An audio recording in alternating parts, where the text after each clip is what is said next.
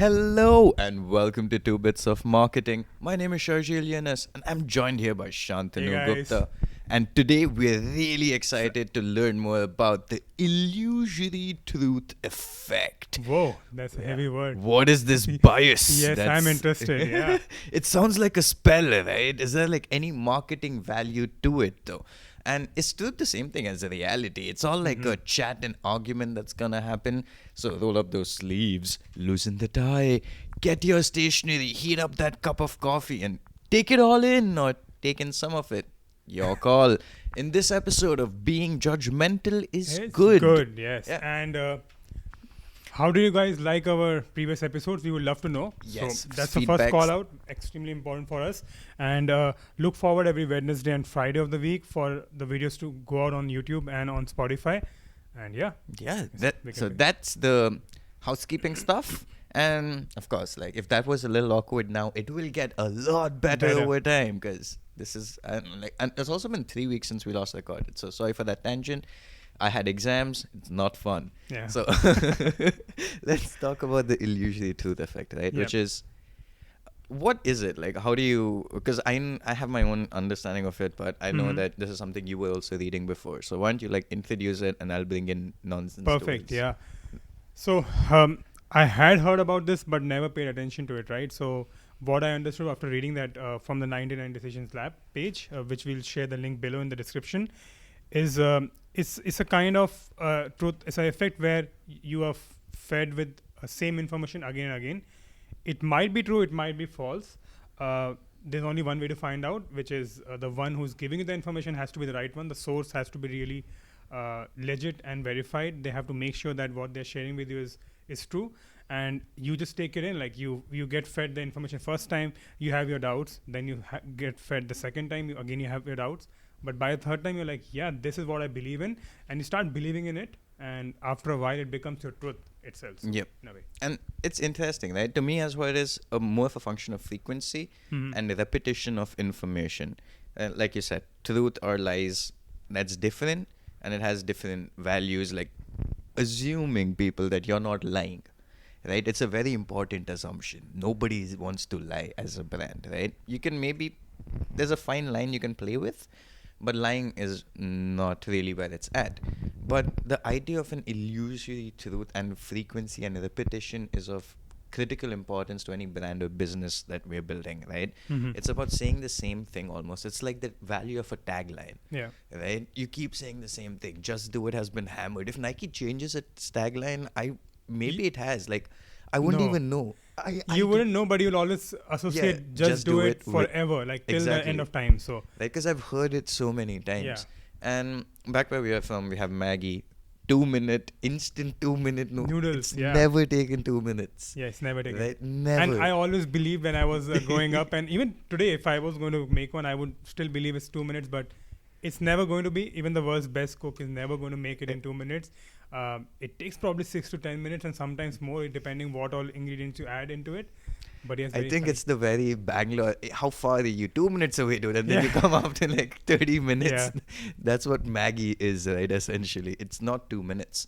And there is a lot of value in the repetition of information and Mhm. looking at it largely through a function of how much is true, how much is vague, how much do you want to be remembered. Mhm. And all of these are points to consider. A good way to look at this is virality and trends, Hmm. right? Virality is something everyone hopes to accomplish. Yeah, you never Right? start with one, but Yeah. it just happens over time, or you just in the right time, right place. Exactly, right? It takes a lot of work to become an overnight social media success. Yeah. And the idea of that is you keep saying the same thing over and over and over and over. That's the niche idea as well. Keep doing it over and over and over, and consistency. All of these are patterns which are close to the illusory truth effect, which is you're always there, you're always saying the same Mhm. thing.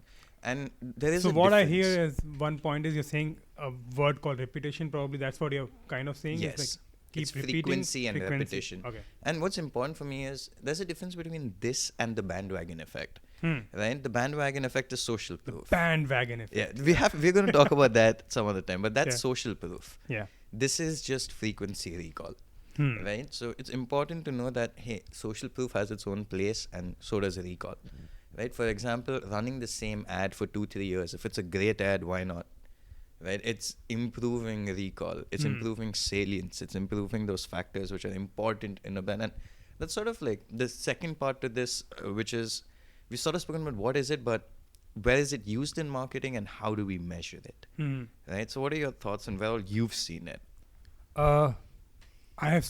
We just spoke about Nike, right? So I would just want to jump on that back again. Where in marketing is used, just do it. Serena Williams winning a cup, Roger Federer doing something great, or anyone doing anything in sports. Nike always uses just do it, and then everything else goes after that, right? Any caption.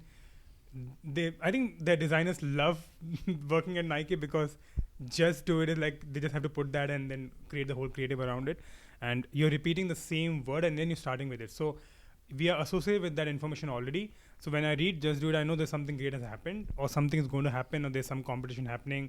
A new or old athlete has won something great. So that one way I think they market it, and then they talk about their shoes through that. Like this is the shoe someone in a marathon wore and won. So they believed in just do it and then they won it. So they didn't have to do anything to sell it. Like right, that's the marketing.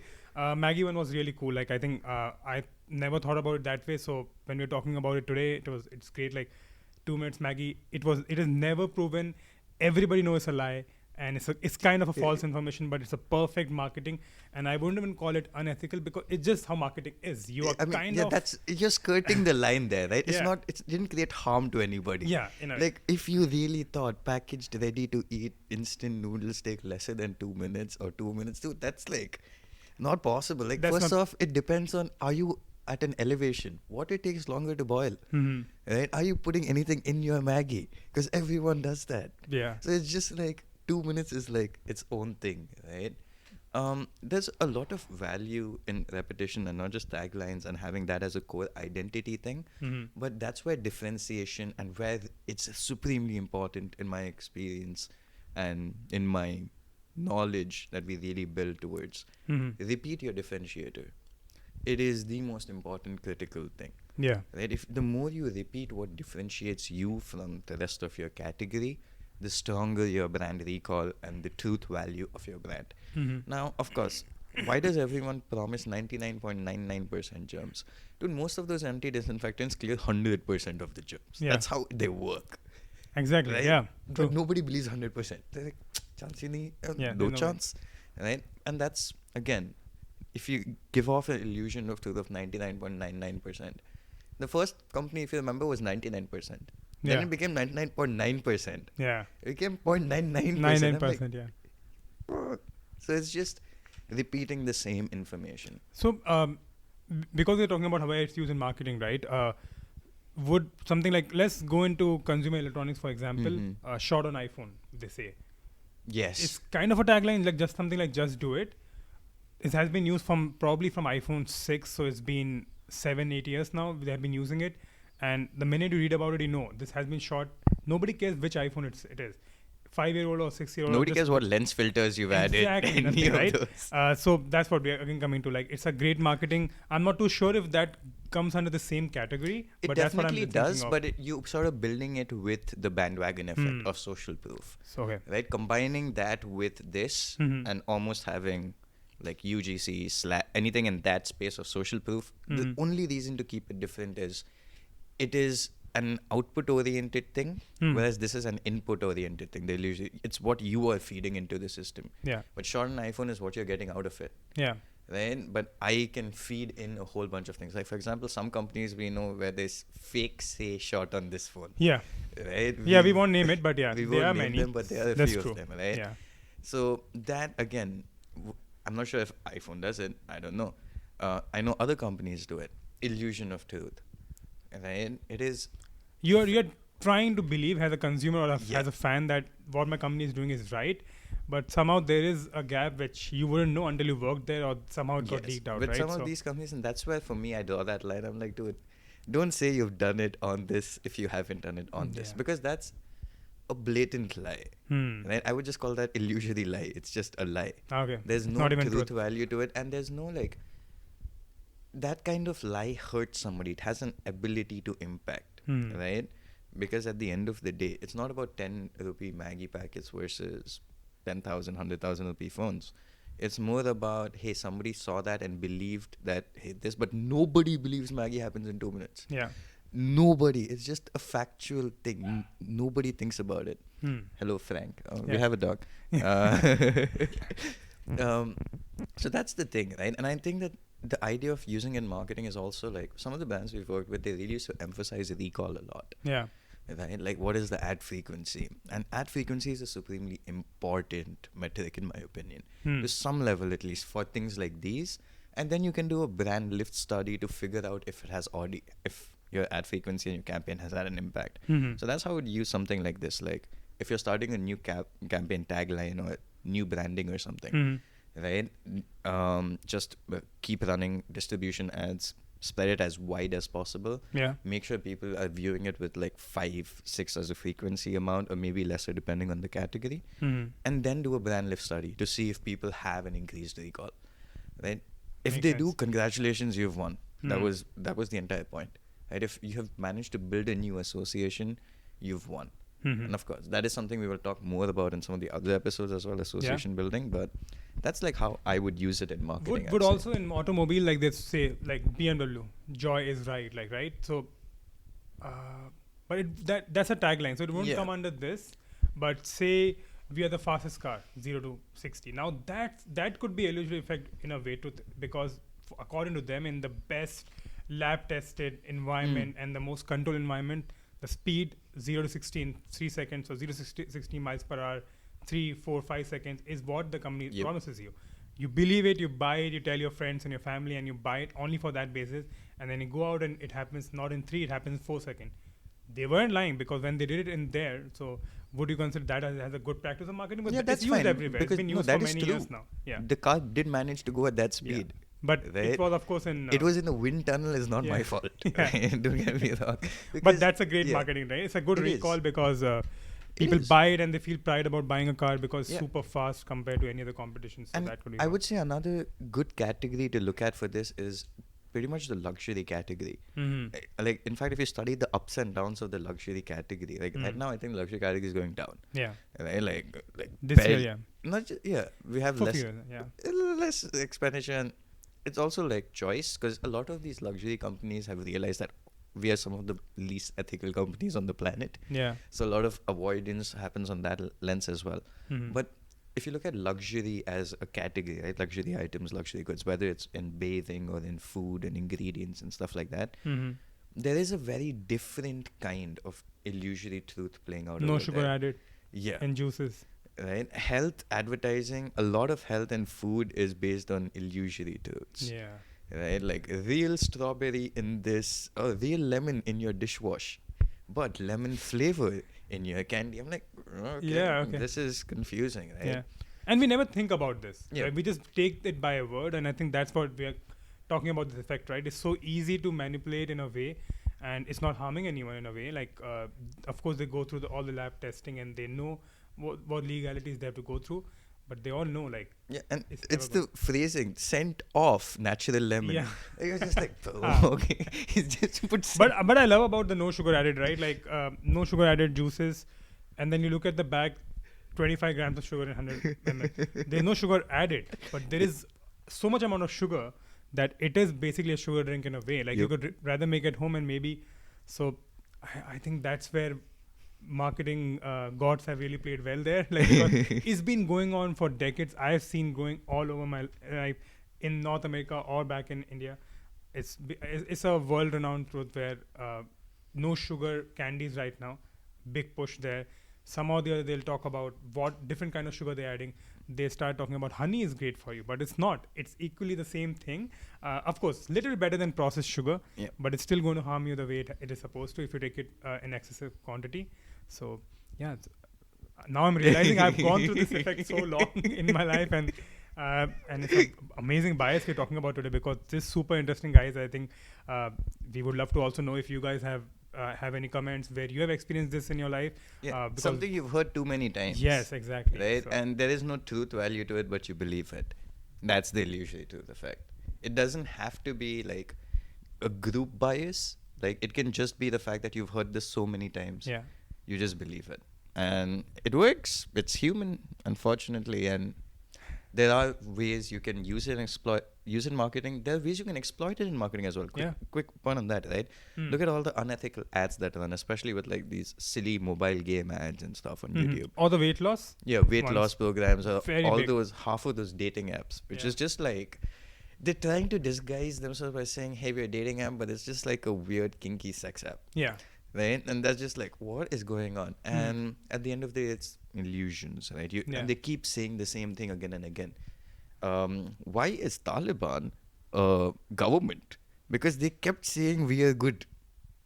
True. To some level, right? And now, of course, they're the progressive movement. Now they're doing a little bit more progressive shit, but it doesn't change the equation. Yeah. Look at it critically; it doesn't change the equation. True. So yeah, that's pretty much what it is. We just want to touch upon ORM as well. I So feel. we covered how to use it, how to measure it, measure Yeah. was frequency, see how what recall is working, what is not. So what is not working, fix it, and then keep experimenting, because marketing at the end of the day, by the single line is all about experimentation in the way you feel comfortable and according to your budget. So Of course. And just the point on ORM being, if somebody lies, right? And your what is brand, ORM for the ones who might ORM not know? is online reputation management. Perfect. Yeah, thank you. There are some instances where there might just be some random person who has a vendetta against your brand. Yeah. Some cases these are verified, some cases they're not. They're just people complaining. The internet can complain. Yeah. Right? Anybody can say Coke was responsible for the death of my family. Right? And that could be like a huge thing. Don't do it. But also Coke has like a very good ORM team. And the job of online reputation management is to make sure that the illusory truth effect does not play out. That's what we do. Yes. Right? When a negative story breaks up, what do? We reinforce 100 positive stories. Positive stories, and you have to be very proactive. Yeah, I have worked in this field in the starting of my career, so which we spoke about in the introduction. So if you haven't seen the episode 1, link is right there. Just try it out. Where we had to really 24/7 look at the trends happening.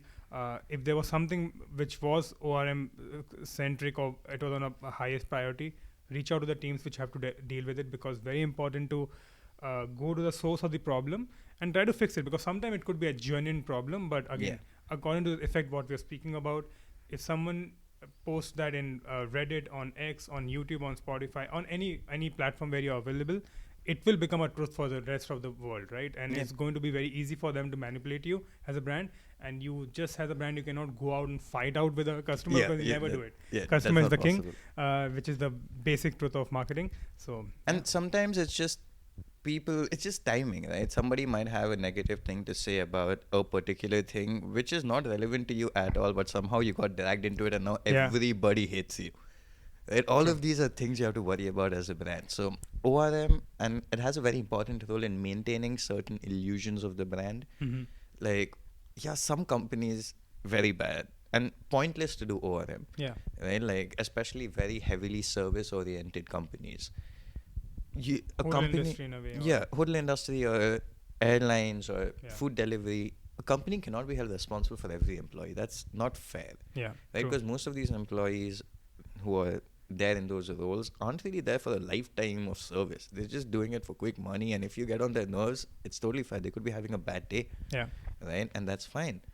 But then the company has to deal with it. And if a company is dealing with, like, if you're a food delivery company, you're possibly dealing with thousands of misplaced orders and something has happened to the order. Yeah. Right? And then people still come back and order from you. Yeah.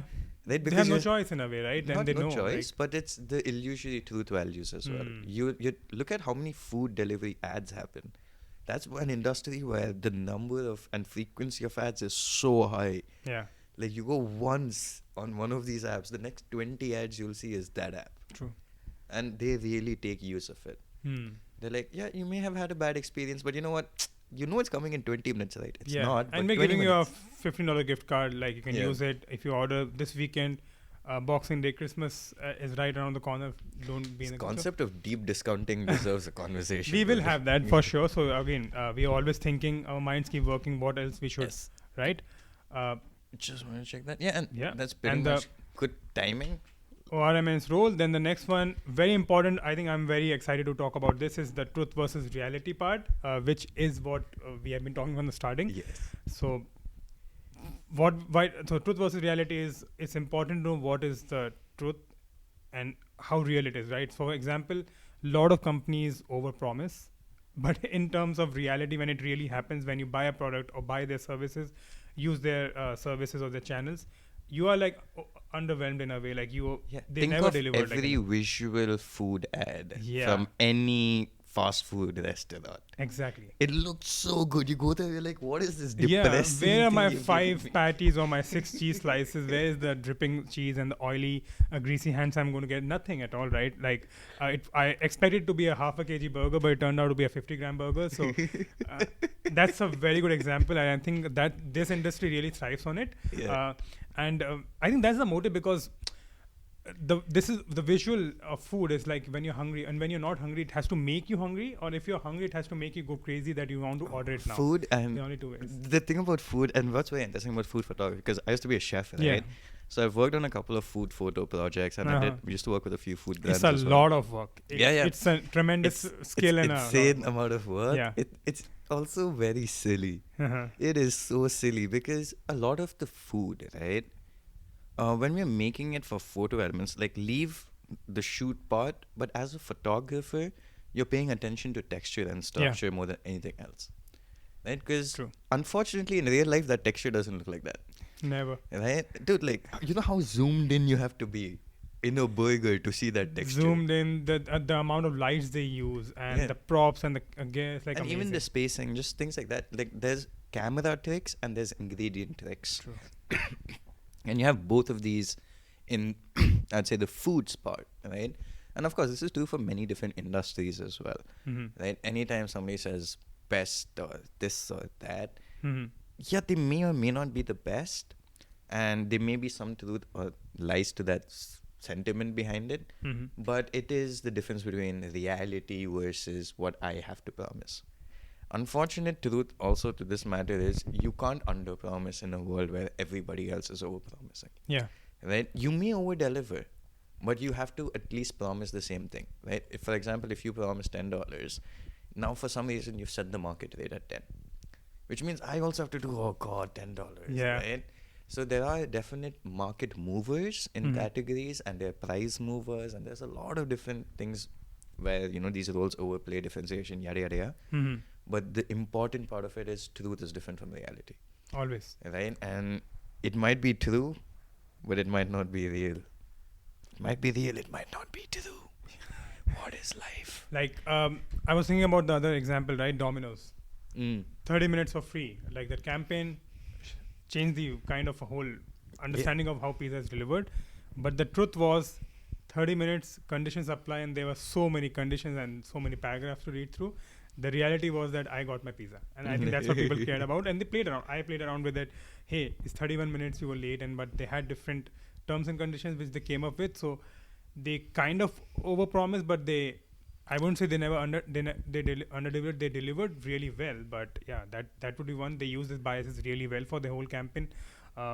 Even automobile industries, right? The prototypes they showed 4 years back, like say. And the end product which comes out, in most of the cases, it's always under-delivered. You were looking at a very cool futuristic car, and then you look at, okay, wait, there's cosmetic changes, but the engine remains the same, the power output remains the same. So it's a great tactic because it gets you word of the mouth. People put in their orders, they wait for years. For some reason, I'm thinking of, you know, those really bad internet memes of, hey, reality of going to a new country versus what it actually is. Amazing. Actually, a good example, so right? that's like right now, truth versus reality. In the world, folks looking at greener pastures, they want to make a better career for themselves, their life. They go out, but very important to understand that whatever you're being fed by the universities, by the folks you talk to, that is their truth in a way, and that is always a probably over-glorified truth. It's never the reality. So try to find out folks who have been in the situation, whom you can trust, and they will give you the right information, because reality is very different. And just because you said getting the right information depends on asking the right questions. Yeah, very good question. Many people don't have the skill. And they ask questions which are very either superficially, or they're just looking at getting their bias confirmed or denied. It's not an objective assessment. Right, so that, again, different point, but that's pretty much it, guys, for this episode, I think. Yeah, we Yeah. have conclusion, final thoughts. That's Final pretty much thoughts. it. I think we kind of took over every line, but our final thoughts would be like, if this illusory truth effect is used in the right way, it can be a boom for any kind of marketing campaign. So if you're a small business today, really look into this bias, because it can really change the output of your business. It can change, locally, look at locally how you can really reach out to your local residents and talk to them. If you're a new business, make sure you use it really thought out process, because you cannot overpromise and underdeliver when you're starting a business. Like, you have to make sure that the value you bring is exactly or close to the promises you're making. So if you're a new burger joint or a pizza joint, food being essence is the most important. The food being great is amazing. Maybe your orders might not turn out to be always great, but if your food is great, the recall value is going to happen that way, right? Yep. So And just one last point from my side, guys, is this is a marketing and behavior bias conversation. yeah. Because when you start Googling and reading a lot about this subject, you'll come across misinformation, fake news, stuff like Yeah. that. All of that is an important part. But for us, it's irrelevant. Right? We are expecting that you as a brand manager or you as somebody interested in marketing understands these basic things. And we're not really here to talk about this behavior science concept Yeah. as much as the interplay it has with marketing and our world and over there. So I just want to make that clear, because there is a lot of that aspect also associated with this. Mhm. But we want to talk only about the marketing bits, Yes. because that's the bit that we get really Because excited we just about. want to give the 2 bits of marketing from our end. Yeah. And this is Sharjil, this is Shantanu, and thanks to listening to us today, and even watching us if you are watching it on YouTube. And we hope to hear some more feedbacks from you, and we will keep improving, and see you next Wednesday. Oh, forgot, like, comment, share, Share. subscribe, That's whatever very all the important, all yeah. the functionalities are. Yes. Thank you so much. Thank you. Thanks.